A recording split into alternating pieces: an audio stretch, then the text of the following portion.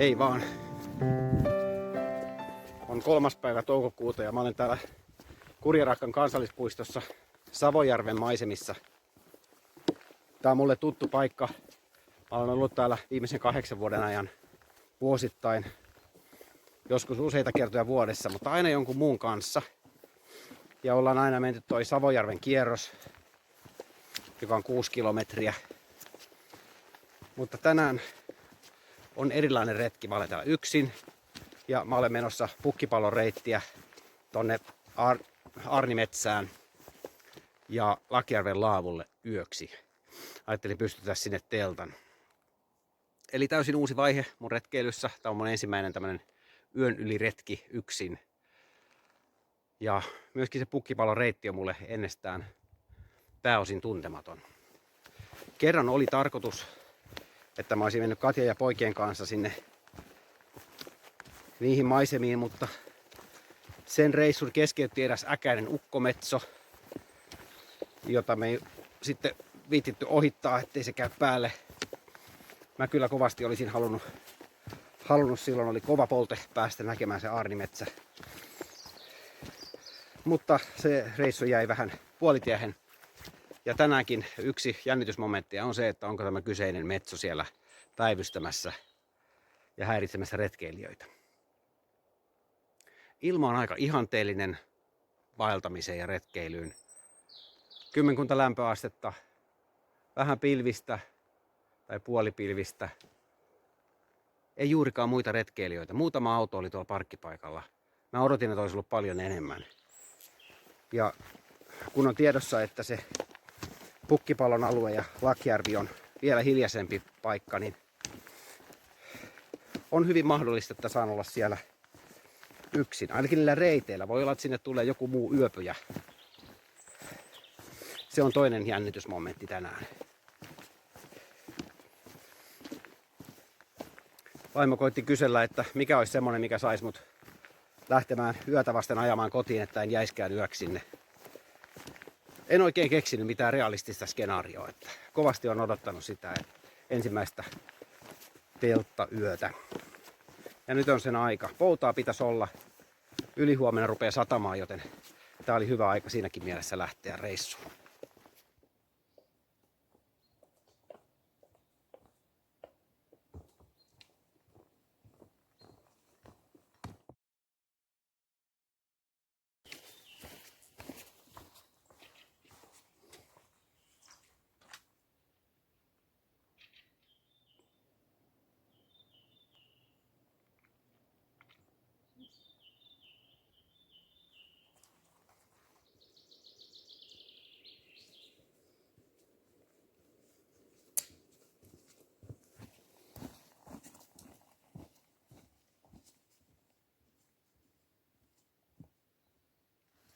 No niin, nyt ollaan Pukkipallon parkkipaikalla. Täällä viimeksi kun oltiin, niin se äkäinen metso jahtas meitä. Nyt täällä on hiljasta. Näyttää lupaavalta. Vielä pari kilometriä tohon laavulle, niin sit voi ruveta katsomaan telttapaikkaa.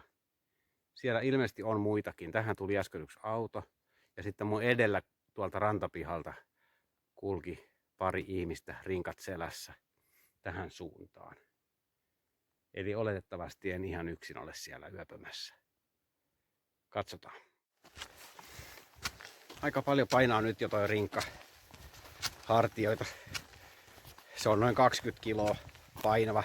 Mulla on aivan liikaa tavaraa siis tämmöiselle yhden yön reissulla mukana, mutta kun tää on eka kerta, niin mä ajattelin, että mä otan mieluummin liikaa vaatetta, liikaa ruokaa ja liikaa astioita. No vettä mulla ei ole liikaa. Siinä mä vedin rajan, koska mulla on semmonen veden suodatin, joka menee pienen tilaan, että mä voin sitä kaivovettä siellä laavulla, mikä kuulemma ei ole juomakelpoista. Jotkut kyllä juo sitä. Mä voin suodattaa tai keittää sitä sitten sen verran, kun vettä tarvin. Noiden 2 litran lisäksi, mitä mulla on mukana.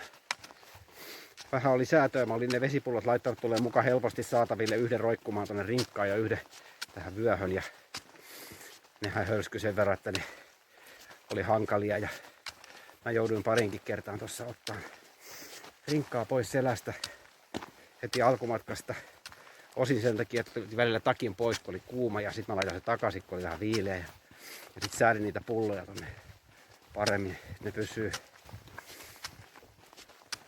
kaikenlaista tämmöistä opettelua. Että ei se ihan yksinkertaista, kun näinkin painava rinkka selässä, niin paljon korkeampi kynnys ruveta ottaa sitä pois selästä, kun se vaatii vähän sitten taas säätöä saada se sinne takaisin hyvin aseteltua. Kyllä tää urheilusta käy, mutta ihan mukava. Mä ajattelin, että mä en aja tuohon lähimmälle parkkipaikalle ihan sen takia, että tulee vähän tätä kävelyharjoitustakin. Eli tästä tulee tälle päivälle nyt semmonen 6-7 kilsaa kävelyä. Mikä on varmaan ihan sopiavasti, että tulee retkeilyn tuntua. Tää menomatka tänne Laakjärvelle ei ole mikään tajunnan räjäyttävä maisema. Tässä on aika pitkä pätkä kansallispuiston ulkopuolella tämmöistä metsäautotietä tai mikä tää nyt on. Mutta sitten kun mä lähden takaisinpäin huomenna, niin tuolla suunnassa on se Pukkipalon aarnimetsä ja Takaniityvuoren näköalapaikka. Siellä pitäisi olla ihan tunnelmallista. Mutta se jää huomiselle. Tästä vielä vähän matkaa, niin ollaan Laakjärvellä.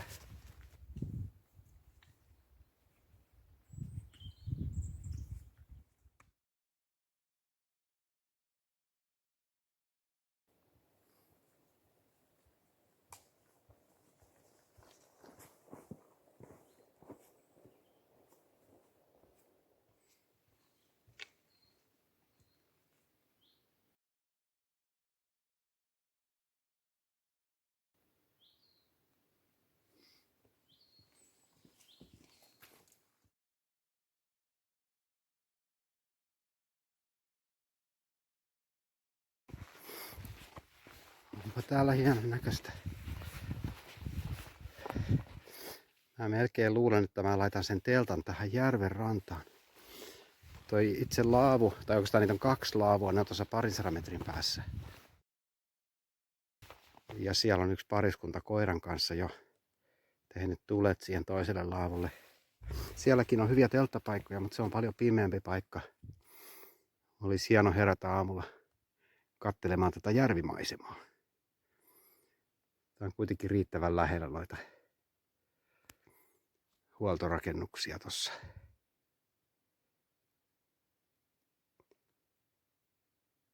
Hieno tunnelma.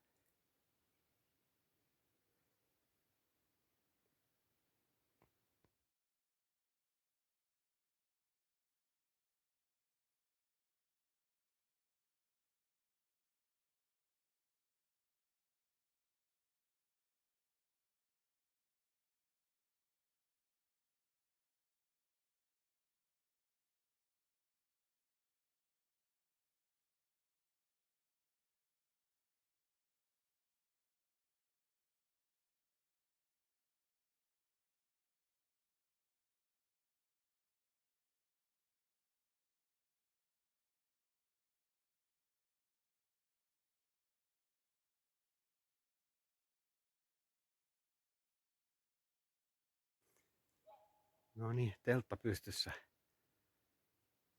Aivan mahtava telttapaikka mun mielestä.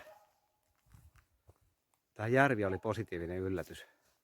Mä luulin, että joku pieni lätäkkö vaan tässä ja toi laavu on se varsinainen retkeilypaikka. Kaiken lisäksi tuolla on 2 laulujoutsenta, jotka ilmeisesti on kans jäämässä yöksi tähän järvelle.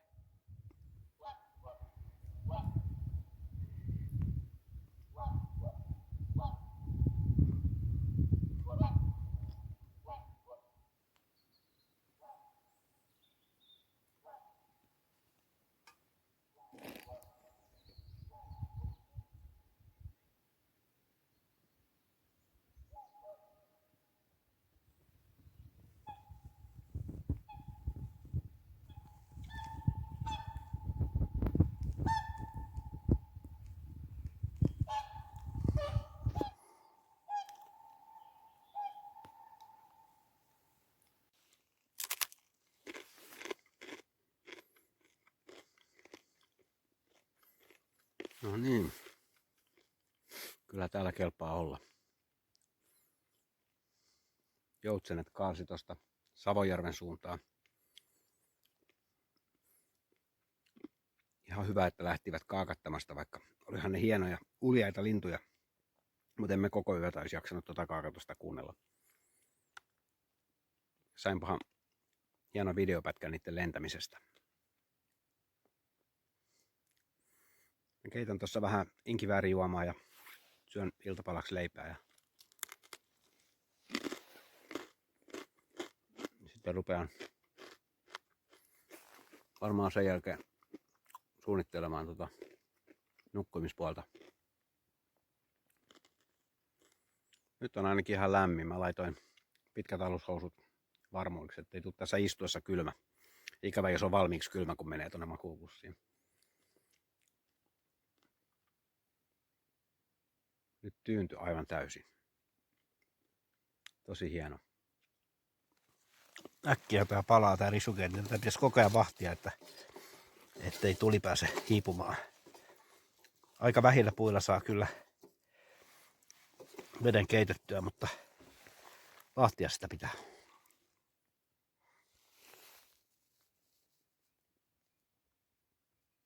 Ne koira-ihmiset lähti jatkaa matkaa, mutta tuohon tuli yksi toinen pariskunta, ne oli ilmeisesti semmoiset, jotka rinkat selässä tuossa kulki, jotka mä ohitin, kun ne piti taukoa matkalla tänne. Pistivät kans teltan pystyyn, mutta tuonne laavun lähelle. Mä ehdin ensin tähän rantapaikalle. On tavallaan ihan kiva, että on muitakin tässä alueella. Se luo tiettyä turvallisuutta, mutta tässä on ihan oma rauha tässä rannassa kyllä. Se on hienoa.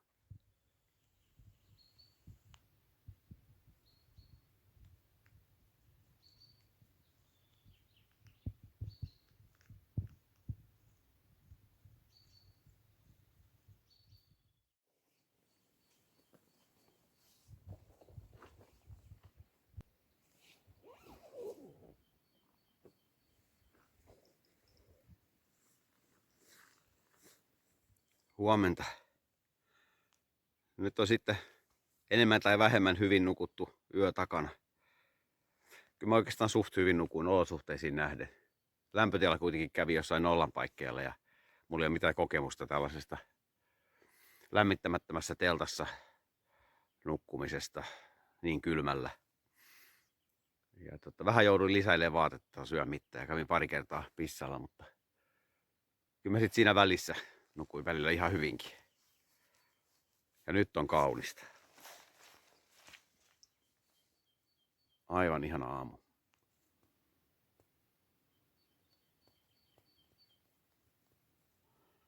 Nyt voisi kyllä ruveta laittelemaan aamupalaa.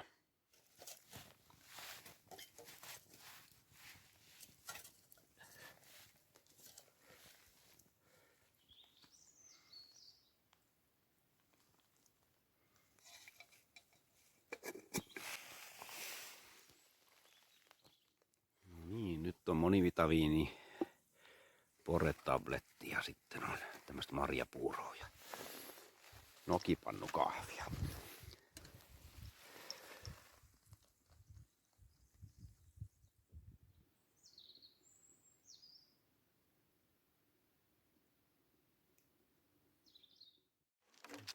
No niin, nyt on leiri purettu ja matka jatkuu.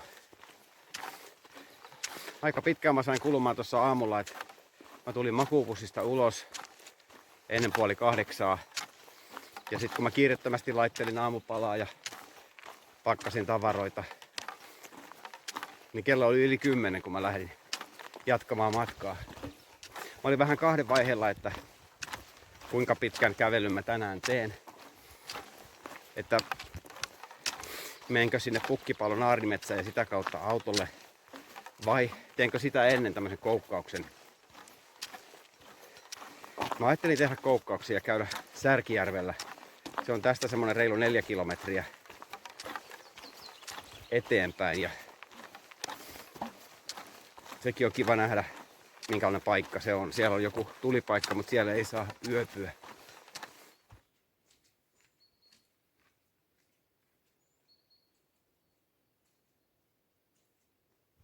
Mä menin illalla aika aikaisin nukkumaan ennen 10 kömmin makuupussia.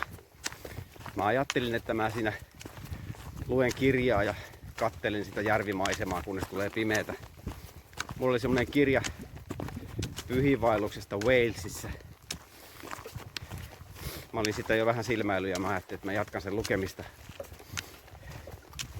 Mut sitten jotenkaan en osannut keskittyä. En tiedä johtuiko valaistuksesta. Otsalamppu vähän heilu ja ulkona alkoi olla hämärää. Vai johtuiko siitä, että se elämys olla siellä luonnossa oli itsessään niin voimakas, että ei osannut päästä siihen kirjan elämykseen. Ja oikeastaan mitä järkeä siinä on, että sä tulet luontoon hakemaan elämystä ja sit sä yrität siellä jonkun kirjan kautta päästä pois siitä tilasta, jossa sä oikeasti oot. Ja mä huomasin tämän, kun siinä kirjassa oli semmoinen kohta, jossa sanottiin, että mustarastas laulaa iltalauluaan hämärtyvässä kevätillassa. Ja sitten juuri näin tapahtui. Mustarastas lauloi siellä ulkona hämärtyvässä kevätillassa. Niin mä ajattelin, että miksi mä luen tän tästä kirjasta, kun se tapahtuu mun ympärillä. Onko ihminen niin jotenkin ehdollistunut, urbaani nykyihminen, semmoiseen korviketoimintaan, että sitten kun on aidosti jossakin, missä esimerkiksi nyt luonto on läsnä, niin sitten ei osakaan olla aidosti, hakea sitä korviketta. Kyllä mä huomaan, että mulla on tekemistä siinä, että olen läsnä.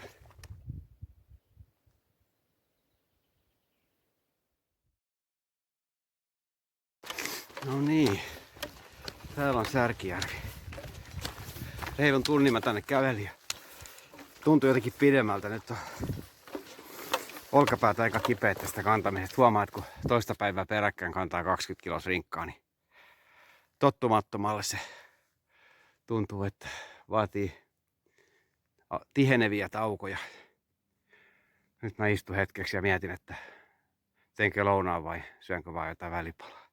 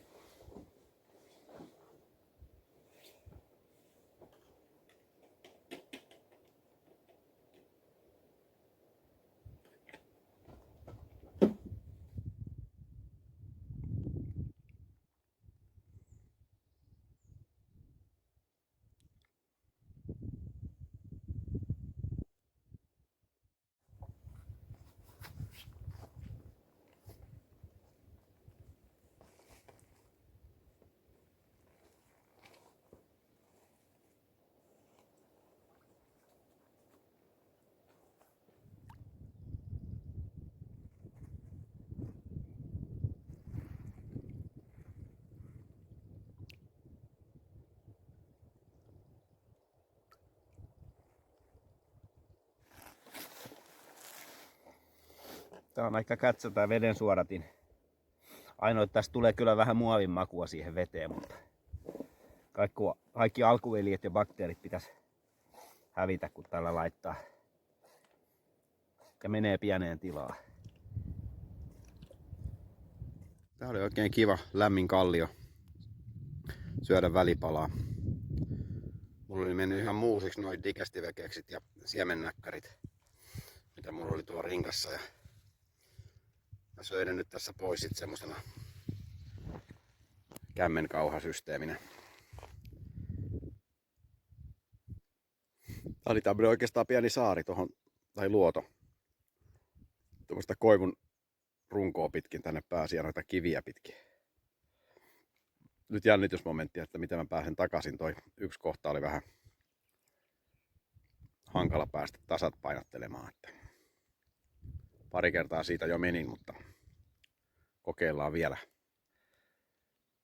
Jos viimeiselläkin kerralla säilyisin kuivana. No niin, pääsin. En ruvennut kuvaamaan, olisi joutunut menemään se vielä kertaalleen. Näitten kivien yli tästä vielä ja sitten ollaan mantereella. Joo, mä en tehnyt tulia tähän. Tommonen voileipä lounas oli ihan hyvä. teen sitten kanakeiton tuolla myöhemmin. Mä katson tässä karttaa, että mä taidan mennä eri reittiä takaisin. Toi oli sen verran tylsä pätkä tonne Lakjärvelle. Mä menen toista tietä pari kilsaa ja sitten umpimettän läpi kilometrin verran. Siinä tapauksessa mä en palaa tonne Lakjärvelle, vaan jatkan suoraan tonne Pukkipaloon. Tää itse asiassa pikkasen oikaisee, jollei toi umpimettä sitten osoittaudu kauhean hankala kulkuseksi. Kohta se nähdään. Huhhuh. Nyt alkaa olla kuuma. Mulla on liikaa päällä jo tähän kellonaikaan nähden. Eikä se johdu nyt tästä maastosta, mulla tuli kuuma jo ennen kuin mä tulin tänne hakkuualueelle. Nyt Retkenmäen ympäri tuolta oikealta, eli lännen kautta. Muuten aurinkoa kohti. Sitten pitäisi olla Paltanvuori tuossa vajaan kilometrin päässä. Ja siitä alkaa taas merkityt reitit. Vettäkin pitäisi varmaan juoda kohta. Ja oikeastaan pitäisi vähentää vaatettakin, mutta mä en nyt malta. Kun sit pitäisi ottaa rinkka selästä ja se on semmoista tolskamista, että ei jaksaisi sitä nyt ihan joka käänteessä. Vähän on tämmöstä hazardimaastoa, mutta eiköhän tästä pääse. No joo. Aikamoisia mättäitä.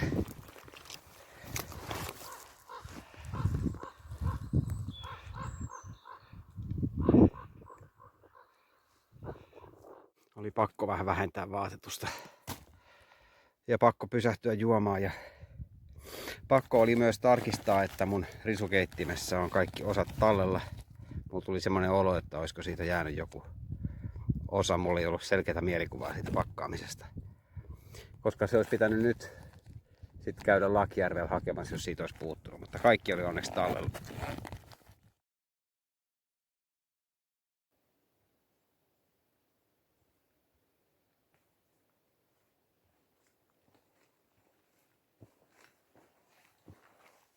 No niin. Tämän reissun eräänlainen loppuhuipennus on tämä Pukkipalon aarnimetsä. Vaistomaisesti askel hiljeni, kun mä tulin tähän. Huomasin, että olin kävellyt aika sille urheilullisesti. Ja nyt tekee mieli kävellä hitaasti, paitsi sen takia, että on ihan puhki, niin myös sen takia, että täällä on niin kaunista ja tunnelmallista.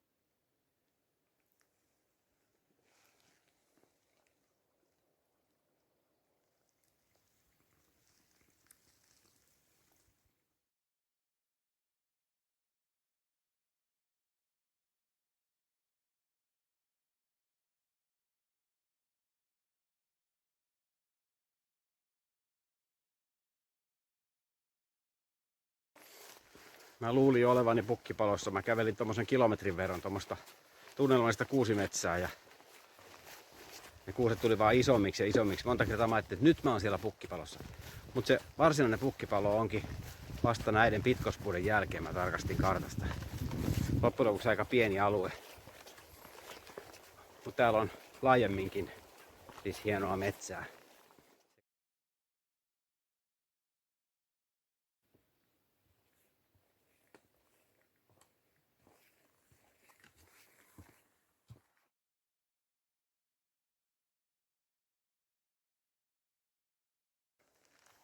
Hienoa metsää. Mutta miten mä jaksan kiivetä vielä tonne ylös? Nyt alkaa olla olkapäät aika jumissa. Huhhuh. Muutama 100 metriä vielä, niin ollaan Takaniitun vuorolla. No niin, kana ja nuudelia.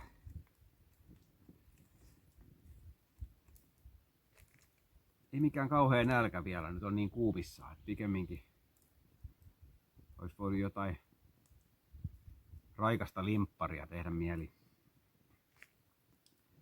On ollut vettä vielä ihan kohtalaisesti, mutta on 5 kilometriä autolle, että mä otan vielä tuossa matkan varrella vettä jostakin.